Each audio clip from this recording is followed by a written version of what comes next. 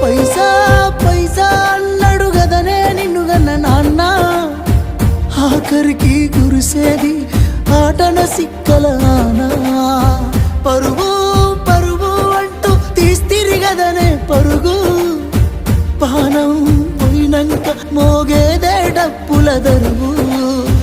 ఉండదనికే హాని పిల్ల పాపాలతోని, హాయిగా బతుకేను వందేళ్ళు.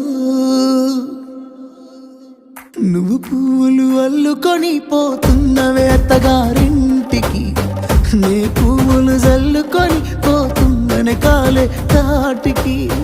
నువ్వు